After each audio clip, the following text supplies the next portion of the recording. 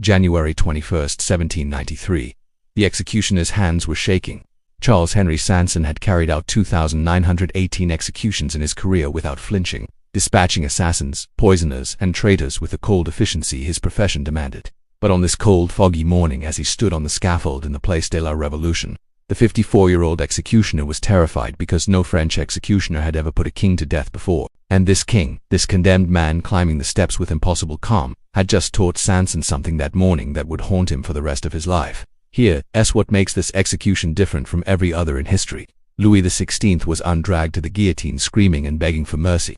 He walked with a serenity that made even his revolutionary guards uncomfortable. And in his final moments he tried to speak to the crowd, to forgive them, to bless them, to warn them about what was coming. But someone gave an order. The drums began to roll like thunder, and the last words of the last king of France were swallowed by noise. What those words were, what he was desperately trying to tell them as his mouth moved in silence, we'll never fully know. But to understand why this moment shattered France forever, we need to go back 5 months to understand how a king who built locks for fun and who had supported the American Revolution ended up with his head in a basket. August 13, 1792, a mob had just stormed the Tuileries Palace in an orgy of violence that left the floors slick with blood. The Swiss guards, those soldiers in redcoats you still see protecting the Pope today, had been massacred, about 600 of them butchered by the crowd in ways too terrible to describe. Somewhere in the chaos, the royal family had been arrested. Louis XVI, his wife Marie-Antoinette, their 2 children, and the king's sister Madame Elizabeth were being marched through the streets of Paris like criminals. Their destination was the Temple Prison, a medieval fortress that had once belonged to the Knights Templar. The revolutionaries had specifically chosen this fortress built in the 12th century because of what it represented. The old order, the old power, now turned into a cage for monarchy itself. The family was kept separated.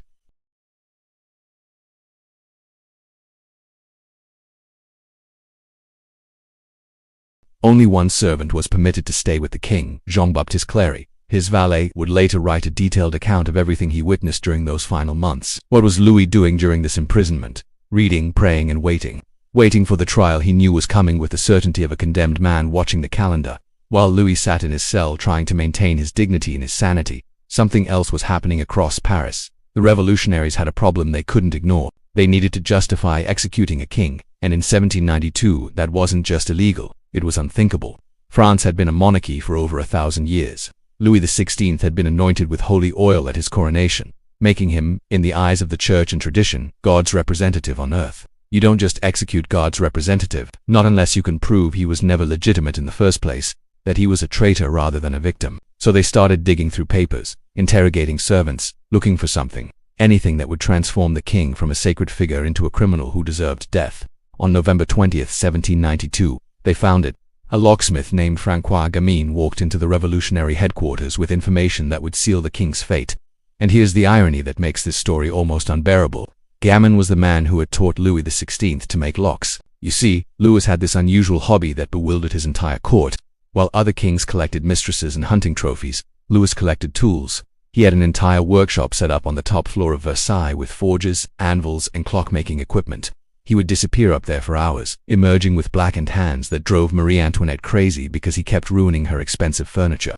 The courtiers whispered about it constantly, wondering what their king was doing locked away in a workshop like a common tradesman. The answer was simple. He was building locks, just building locks, and he was remarkably good at it. His teacher, his partner in this innocent hobby, was Francois Gamine, the chateau blacksmith. Now Gamine was standing before the revolutionary tribunal explaining that the king had a secret. During 3 nights in May 1792, just months before the fall of the monarchy, Louis had personally hacked a hole in the wall near his bedroom at the Tuileries Palace while his valet carried the wood chips down to the Seine and threw them in the river to hide the evidence.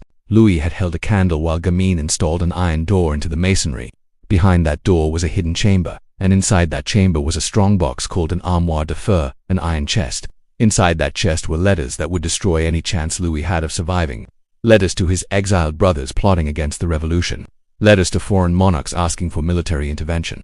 Communications with financiers about smuggling money out of France. And worst of all, letters proving that Mirabeau, one of the great heroes of the revolution, had secretly been working for the king all along. The man who taught the king to build locks had just handed the revolutionaries the key to his destruction. December 11, 1792. Louis XVI was brought before the National Convention to face charges. In what would be the most consequential trial in French history, the indictment was massive, accusing him of preparing military force against Paris, trying to flee France, ordering massacres, and committing high treason by communicating with foreign powers. Louis stood there for 3 hours facing these accusations with remarkable composure, denying everything calmly even when they showed him documents bearing his own signature.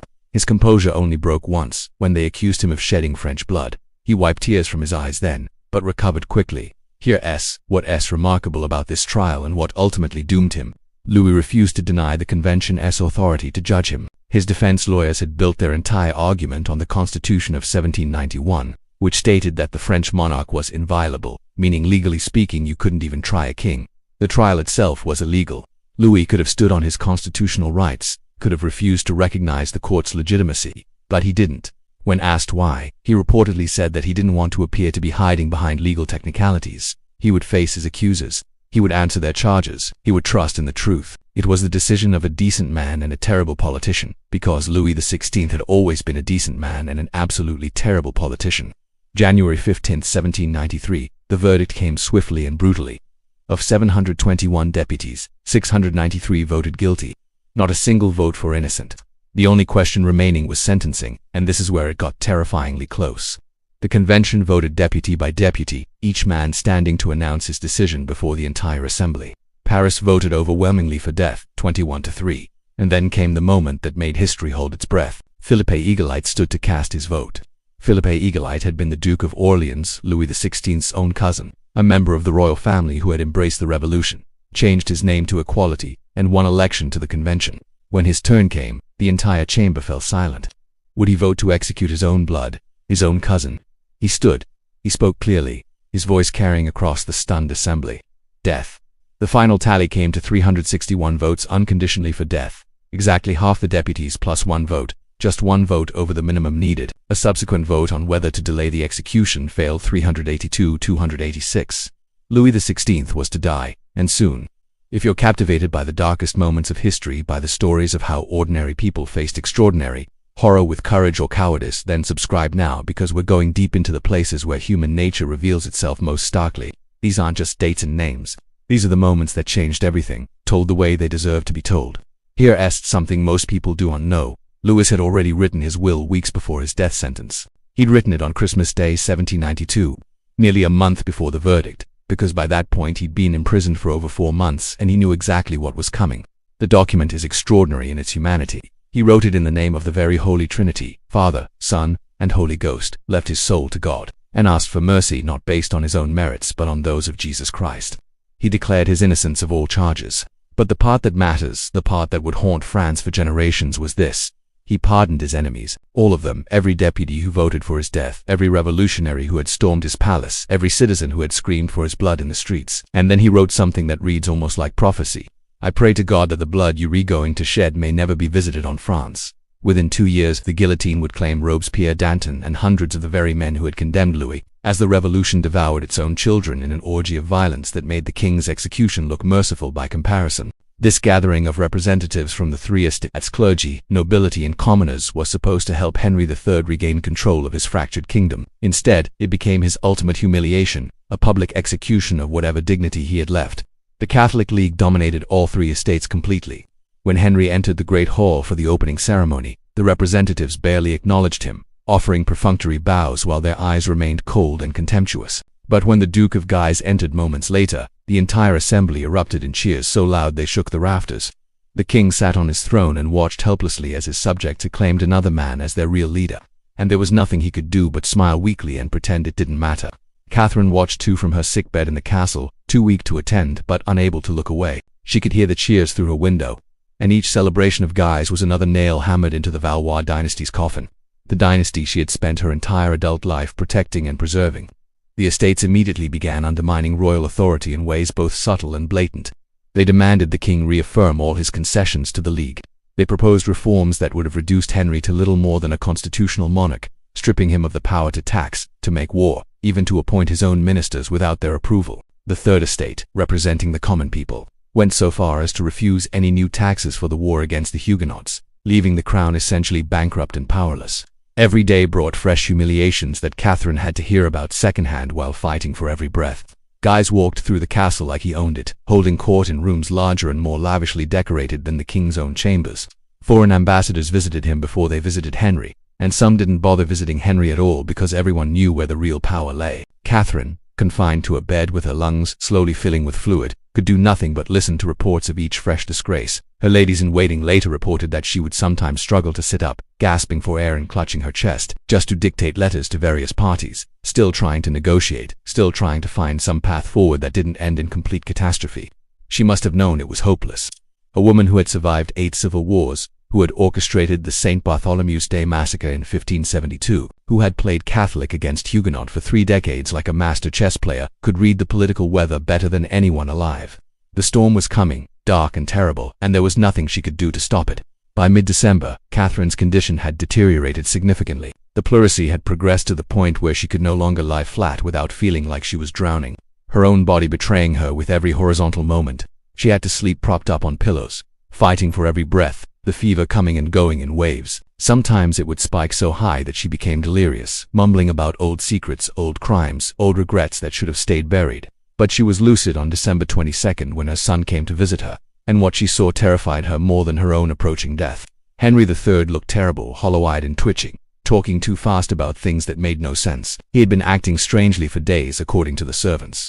They reported he had been praying for hours at a time, flagellating himself until his back bled, begging God for guidance and strength. What he said to his mother that day wasn't recorded for history, but servants stationed outside the door heard raised voices, or rather one raised voice. Catherine could barely speak above a whisper by then, her voice stolen by the fluid drowning her lungs from within. Henry, though, was almost shouting, ranting about honor, about dignity, about the unbearable humiliations he had endured. Catherine's ladies-in-waiting said that after the king left, the Queen Mother actually tried to get out of bed. Driven by some maternal instinct that something terrible was about to happen, she managed to stand somehow, clutching the bedpost with white knuckles before collapsing back onto the mattress. Coughing so violently that flecks of blood spotted her pillows like crimson flowers, she kept repeating something, but her voice was too weak for anyone to make out the words. Looking back, everyone realized the truth. She knew, somehow she knew what her son was planning. At 8 o'clock in the morning on December 23rd, the Duke of Guise entered the king's antechamber in response to a royal summons. Several people had warned him not to go. One of his servants had found a note slipped under his breakfast plate that morning. "Be careful, the king means to kill you." Guise had laughed it off with the confidence of a man who had faced down armies. He wouldn't dare, he reportedly said, and proceeded anyway because fear was not in his nature. The room was unusually crowded with members of the Quaranti Cinque, the king's elite bodyguards, though they were dressed as servants and courtiers to avoid suspicion. Guise noticed. He noticed everything, but he proceeded anyway because what were a few bodyguards to a man like him? The king called out from his private cabinet. A single word that meant everything meant Anong now. The servants drew their daggers, and the Duke of Guise, veteran of countless battles, fought like a lion even as he died. He grabbed one attacker by the beard and threw him against the wall. He punched another in the face so hard teeth scattered across the floor. But there were too many, and the daggers found their marks in his back, his chest, his throat. Still, he fought, crashing through the room, his blood painting the walls and furniture until finally he collapsed at the foot of the king's bed. And King Henry III, who had been hiding in the next room, emerged to stare down at the man who had humiliated him so thoroughly. "My God, he's big," Henry said, looking at the corpse. "He looks even bigger dead than alive, than still covered in blood spatter." Henry went to tell his mother, and Catherine de' Medici knew in that instant that everything was lost. "You have cut, my son," she whispered through the fluid filling her lungs. "But now you must sew together."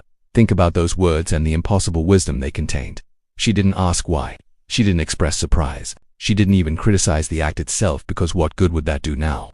Her mind went straight to the political consequences, to the impossibility of the task her son had just created for himself. "You've cut the fabric of France by killing its most popular leader. Now try to stitch it back together with bloody hands. God grant," she added, her voice barely audible, "that you have not become king of nothing." Within hours, her prophecy began coming true with terrible speed. Word of the assassination spread through Boya like wildfire through dry grass. The other deputies of the Estates General barricaded themselves in their rooms, terrified they would be murdered next. The Duke's brother, Cardinal de Guise, was arrested and would be executed the next day, on Christmas Eve, because apparently Henry had lost even his sense of irony along with everything else. But it was the reaction from Paris that truly validated Catherine's worst fears. When news reached the capital, the entire city exploded in fury. Preachers declared Henry III a tyrant, a murderer, no longer fit to be called king. The Sorbonne released all Catholics from their oaths of loyalty to him. The Parliament of Paris declared the throne vacant. Within days, most of Catholic France had effectively seceded from royal authority, and Catherine, listening to each disastrous report from her deathbed, could only close her eyes and pray not for her own salvation, because she was long past that, but for her son who had just signed his own death warrant in the Duke's blood. The assassination accelerated Catherine's decline dramatically. The shock, the stress, the utter despair of watching everything she had built crumble in a matter of hours took its final toll on her already failing body. The pleurisy entered its most agonizing phase. The fluid in her chest had reached critical levels, and her physicians tried everything their limited medieval knowledge offered. Bloodletting to remove the excess humours, purging to expel the putrid matter, poultices applied to her chest to draw out the inflammation. None of it helped. Most of it probably made things worse, weakening her further when she needed every ounce of strength just to keep breathing. The infection had spread beyond just her lungs now, and contemporary accounts describe a horrific smell beginning to emanate from her body, the unmistakable stench of internal decay. Her flesh was literally beginning to rot from the inside out while she was still alive, still conscious, still aware of everything happening around her. December 25th, Christmas Day, brought no peace or comfort. While the rest of Catholic Europe celebrated the birth of Christ, Catherine lay gasping in her bed, listening to reports of cities across France declaring against her son. By noon on January 5, 1589, the convulsions had returned, but weaker now, her body simply lacking the strength for violence anymore. The rattling in her chest had changed from the wet sound of drowning to something drier, more mechanical. The death rattle, they called it, the sound of human machinery finally shutting down. At approximately 2:30 in the afternoon, the rattling stopped. There was no dramatic final breath, no profound last words, no peaceful passing into the gentle night. Catherine de' Medici simply stopped. One moment the mechanical sound of dying, the next moment silence. The woman who had ruled France for 30 years, who had survived wars and plagues and assassination attempts, who had outlasted every enemy, died drowning in her own body while her son's kingdom collapsed around them both. 7 months later, on August 1st, 1589, King Henry III would be assassinated by a fanatical monk, stabbed in the abdomen, and dying slowly over 2 days in agony, just as his mother had predicted. "You have cut, but now you must sew together," she had told him. He never learned how. What do you think Catherine felt in those final moments when she realized everything she had fought for was lost? Was it regret, acceptance, or perhaps relief that she wouldn't have to watch the final act of the tragedy she had seen coming?